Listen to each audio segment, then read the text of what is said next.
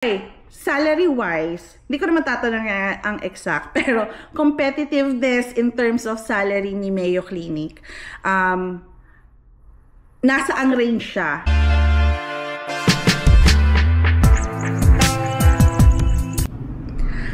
Hello, hello! So, alam mo ba, we have here si Sean, and maraming for sure, yung mga sumubaybay noon kay Mama RN, kilalang kilala si Sean. At alam mo ba, 3 years ago, na-screenshot ko yan, na may naaliw sa tandem natin, te. Yeah. So, first of all, i-congratulate natin ang isang Mrs. Steven. She is newlywed. Oh my Thank gosh. you.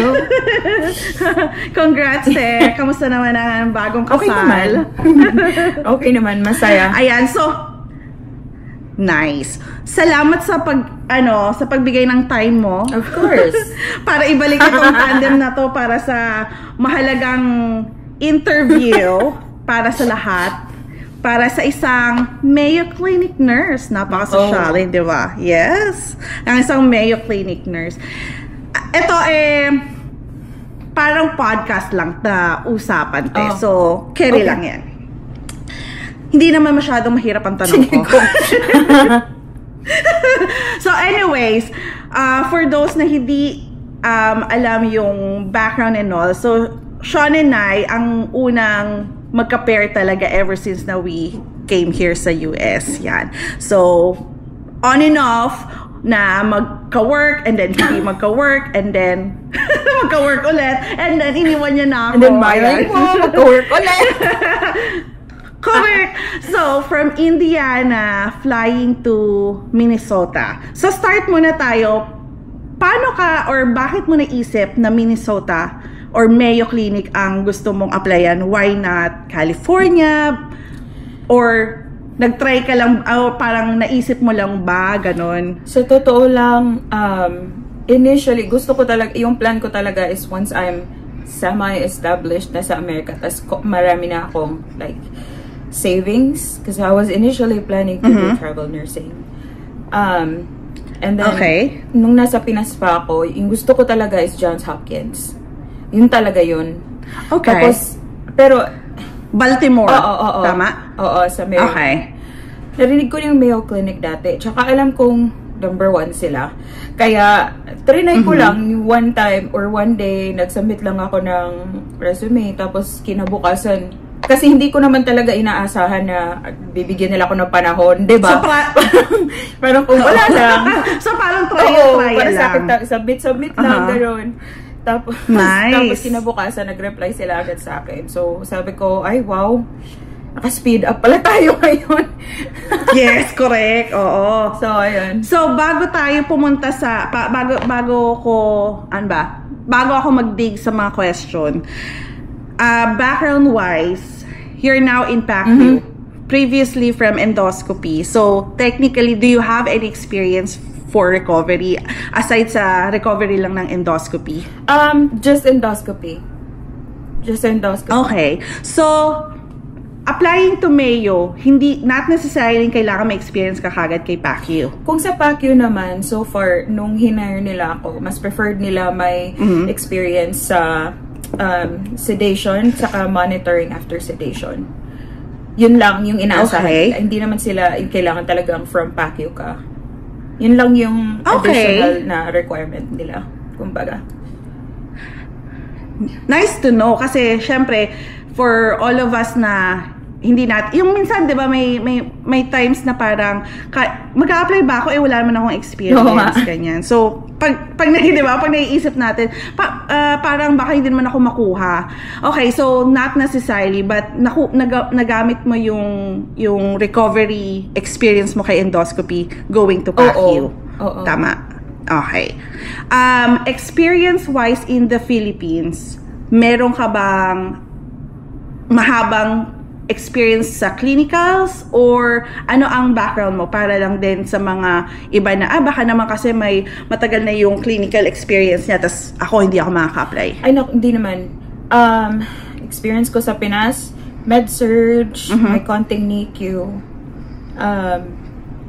Usually Yun lang ata. Oh, Yeah, okay. NICU med-surg. Yun lang. And then nag-BPO ka rin, di ba? May BPO experience na ako. Okay. So that's nice na mixture of experience, hindi naman really talagang, well, not necessarily, paano ba? Advantage siya, pero not necessarily na mahigpit si Mayo hiring nurses na talagang magandang-maganda ang credentials. Tama ba? Oo. Honestly, di ko talaga depende alam. rin Depende din sa recruiter yun eh. Kasi, Okay. marami kaming new grads ngayon. Besides sa internal hire galing sa ibang department. But usually, yung galing sa ibang department is coming from ICU or PCU. Ganon. Meron din galing med-surg, cardiac med-surg. Pero, Okay. may hinire silang, I know before me, may hinire din silang new grads. Until... Sa packet Oo. agad? Hindi ko alam kung bakit, Okay. pero okay naman. So, process-wise ni Mayo Clinic, which is the #1 hospital, yes. #1 hospital in the US. So, same din ba siya ng mga usual hospital recruitment na recruiter muna, and then manager, and then shadowing before ka ma-final job offer? Oo, parang ganun din. Same lang din. So, since you're out of state during that time, during shadowing, so, from the recruitment, all virtual. Tama? Oo. Pero hindi ako nag-shadowing. And then, sa shadowing, hindi ako nag-shadowing. Parang So, you don't blind need to, okay. So, pero, okay lang sa kanila na hindi ka na Oo, magsha-shadow? I think depende yun sa applicant. Pero, okay, pero, okay. I mean, kasi usually external hire is from other states. So, baka kaya hindi nila ginagawa. Pero yung mga internal hire na galing sa ibang unit, nagsha-shadow sila talaga. Okay. So, when they recruit you, so, first recruiter lang o panel na? Recruiter yung nag-schedule sa akin ng interview. Diretso panel yun eh. Ang alam ko. Diretso pa. Oo. So, hindi na yung katulad ng recruiter muna para pag-usapan yung mga benefits, o mga ganon. Wala. Hindi mo na ganon. Hindi. Okay. So, diretso clinical manager. Oo. Ano yun eh, ang naalala ko, 4 na screens yun eh. Panel. Dalawang manager. 4 na... Isa sa okay. clinical education.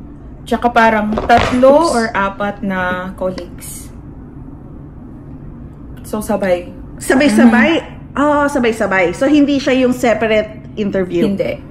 Sabay. Isang beses lang ako na interview.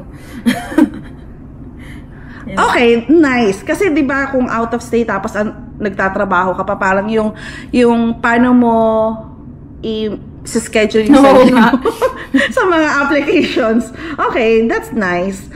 And then so overall, how long? Parang ilang months or weeks bago mo na-receive yung job offer na okay na? So, bale, nagsubmit ako ng application, kinabukasan, nag-reply sila sa akin, nag-schedule agad sila ng interview. Ay, mabilis. Oo, nag-schedule sila ng interview, tapos, once ako na-interview, like 5 minutes after na interview, tinawagan agad nila ako. Sabi nila, same day? Oo, same day. Oh my God, paano ka nakapag-prep? I mean, parang hindi ka nila bigyan ng prep? Na... let's schedule gantong time. Hindi. Di ko alam eh. Di ko alam bakit ganun. Basta tinawagan ako ng managers ko after. Tapos sabi nila, we want you. They are so pleased. Tapos sabi nila, kaso itong offer na to, you need to stay here for at least 2 years in the PACU. Pero wala naman akong, it's not in anything in writing. So, okay. Yun lang. But why do you have to stay in PACU for 2 years? Meron ba siyang kapalitan na bonus? Wala naman. Nagsabi lang sila, parang courtesy, ganon. Okay. I see. Kung, kasi nga, training-wise, kumbaga, syempre, masasayang nga naman. Okay. Okay. Salary-wise, hindi ko naman tatanong ang exact, pero competitiveness in terms of salary ni Mayo Clinic, nasa ang range siya nasa 20s, 30s, 40s, 50s, 60s? Or pwede mong sabing 40s to 60s or upper 60s? I think depende yun sa ano eh. Depende yun sa experience mo. Binabase nila sa kung kailan ka pumasa ng NCLEX. Yun lang. Okay. Like, even though wala akong experience, binabase nila doon. Di ko lang alam sa new metrics ngayon, but nag-start ako ng, it's usually like 40s yung basic nila. 40s. And you have how many years of NCLEX experience? I mean, number of years as NCLEX passer. 2019 ako eh. Gulo ko, no? 2019 ako pumasa ng NCLEX. So, 19, so 21, 2, 3, 4, 5, 6 years. 40s kagad. Okay. Hindi, kasi one year na ako sa kanila eh. So, technically 5. Okay. 5 years. Oo nga pala, -1. Gotcha. So, 40s, not bad. And then, anong offer nila? Relocation? Oo, nagbigay sila ng relocation nun. Kaya kami nakapag-transfer talaga. Relocation plus sign-on bonus or relocation lang? Wala akong sign-on bonus nun eh. Kumbaga, yung relocation money, wala siyang bond. Yun na yun. Wala siyang bond. Pero yung 2 years talaga sa PACU lang yun eh. Di ako nag-sign ng any kind of paperwork for that. So okay. Malinis yung relocation nila. Yung relocation ba nila ay fixed regardless of which state ka manggagaling o may depende yun? Yun lang di ko alam eh. Kasi yung nalaman ko sa... Pwede bang malaman ang package? Ano lang, straight up money lang talaga. Tapos... bibigay nila ahead of time? Hindi. First paycheck. First or second. Reimbursement? Oo. First or second paycheck. Pero full amount hindi agad? Hindi tax, syempre. Well, yeah, after tax. But I mean full amount nun. Oo. Hindi yung staggered na half-half. Like full amount siya. Okay. Yung amount ba ay nasa less than 10 or less than 20? Less than 20. Okay, not bad. Kaya kung Indiana to Minnesota, medyo okay. Pero kung kunyari California ka to Minnesota, parang hindi pwede. Parang kulang ang parang kulang ang less than 20 mo doon. Okay, not bad. Okay, so salary starting for a 5-year experience na as NCLEX passer, 40s, and then relocation less than 20. Benefit wise, what I know, not all hospital, alam ko not all of them may pension. Yan yung number 1 na medyo competitive. Kasi medyo nakita ko yung benefits ni Mayo Clinic. Siyempre, tumitingin-tingin din tayo, di ba? Siyempre, kailangan medyo aware tayo sa mga ano. So, nakita ko sa benefits ni Mayo Clinic, meron kayong, siyempre, the usual 401k retirement plan, the usual health insurance, maganda yung tuition reimbursement nyo. Parang nasa 10K ata yung nakita ko doon. Which is the usual, nasa 5K, ganyan. Pero depende rin sa laki ng hospital yung mga amount ng educational benefits. Pero yung isang nag-stand out sa akin in terms of their benefit is yung pension. Kasi nga, not all, as far as I remember, noon, yung mga matagal na uso dito yung pension. Kasi even sa hospital ko ngayon, may pension sila hiwalay pa yung retirement. Pero not until they change everything, parang hindi ko alam kung 10 years, 5 years ago na tinanggal na yung mga pension. Pero may mga hospital na nag-retain ng pension, and which is Mayo Clinic is one of those na may pension pa rin. So tell us yung paano yung pension na yan. Hindi ako nagko-contribute dun sila lang. Parang certain percentage ng yearly salary mo. Tapos, mag-vest ka after 3 years. Okay. So you don't need to contribute. Sila magko-contribute based on your stay with them. Tama ba? Pero vesting ay 3 years. Vesting ay 3 years. So, tapos binabase nila from your yearly salary. So, kumbaga, pag malaki, medyo malaki. Yung kung anong amount. Oo. Percentage. Okay. Yeah. Gotcha. So, para dun sa mga nasa SNF na hindi alam ko ano yung mga vesting na wala pa sa hospital or sa mga iba na wala talagang vesting at all. Hindi, pero mga hospital walang vesting at all, no? Yung vesting, guys, is kung say retirement, may vesting din sa retirement eh.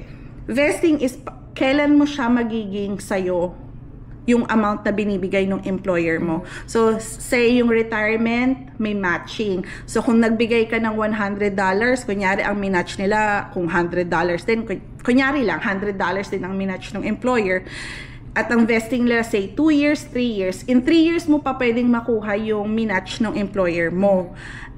Kung umalis ka ng less than 3 years, hindi mo yun makukuha kahit may matching pa yung employer mo. So, pension-wise, wala kang contribution, pero vesting 3 years. So, not bad. 3 years is kahit nga magstay. Ang alam ko nga dyan, the longer you stay, the higher pa yung nakukuha mo. Well, syempre, years nga eh, di ba? May yearly increase din kasi sila. Oh, that's nice. May yun ba ang Mayo Clinic? Meron. Alam ko meron. Pero hindi siya para sa nurses. Para sa like PCAs. Usually PCAs. Oo. Ang increase niya or appraisal niya may certain amount or based siya dun sa profit? Well, alam ko non-profit ang Mayo. So hindi siya based on profit. I think tama ba? I think based on profit and market competitive, like kung gaano siya competitive sa market, ganun. Since naka 1 year ka na dyan, how much percent mo masasabi ang naging appraise sa'yo? 5%, 10, 15? Sana 15, di ba? Ha? Sana 15 eh. Hindi. Sarcastic ba to? Alam mo, gullible ako. Okay. So, ramdam mo. Ganito na lang, ramdam mo ba o hindi? Oo naman. Okay. Ayun ang mahalaga, yung naramdaman. Hindi yung lumipas lang. Oo, ramdaman. Okay. That's nice. Okay, culture-wise naman in Mayo Clinic, since prestige hospital, syempre minsan parang ma-intimidate ka na enough na ba yung experience ko, yung skills ko. Paano ang culture ni Mayo Clinic? I can only answer for PACU. Kasi, okay naman.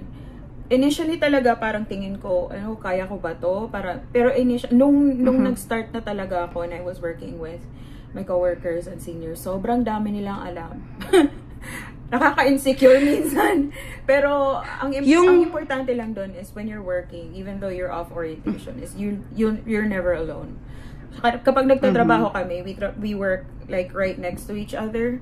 And so I honestly I don't think I'm competent enough when I started. Pero but I never worked alone, and there are times na parang hindi ko alam kung paano, like ano yung decision making ko sa certain situation, and I can just pull someone like, what do you think, and they can tell me.